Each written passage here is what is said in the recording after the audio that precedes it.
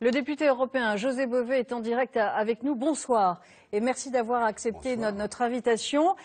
Aujourd'hui, dans ce scandale, tout le monde se renvoie la balle. Qui faut-il croire, José Bové? En tout état de cause, aujourd'hui, il est clair qu'on a affaire à une véritable mafia. C'est un trafic organisé qu'on vient de découvrir, puisque ça dure depuis plusieurs mois.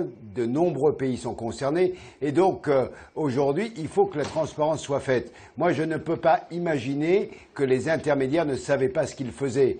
Aujourd'hui, pourquoi on met de la viande de cheval? C'est parce qu'elle est 3 fois, 4 fois moins chère que la viande de bœuf, parce que les cours du cheval se sont effondrés en Roumanie. Donc, il y avait du business à se faire, et ça se fait sur le dos des consommateurs de manière parfaitement inacceptable. Vous parlez de mafia, vous pensez à une entreprise, à un pays?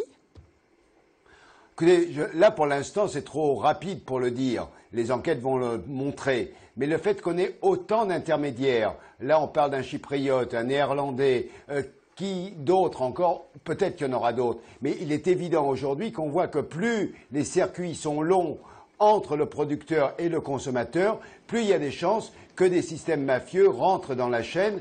Et en même temps, si on ne fait pas attention à chaque niveau, quand les produits arrivent, quand ensuite ils sont emmenés à la transformation, on voit bien que le système agro-industriel a des failles et que là, il va bien falloir renforcer tous les mécanismes de vérification, pas simplement sanitaires, mais aussi d'origine. Donc pour terminer, si je vous comprends bien, les contrôles qui existent déjà en Europe sont totalement insuffisants?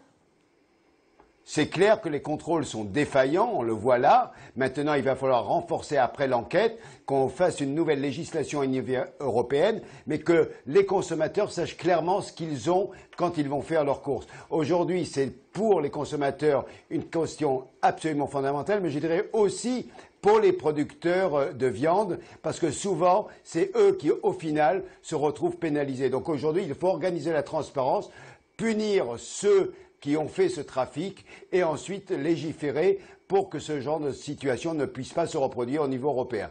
Merci José Bové et bon retour chez vous, puisque en Aveyron, la neige a commencé à tomber et nous y reviendrons dans un instant. Merci.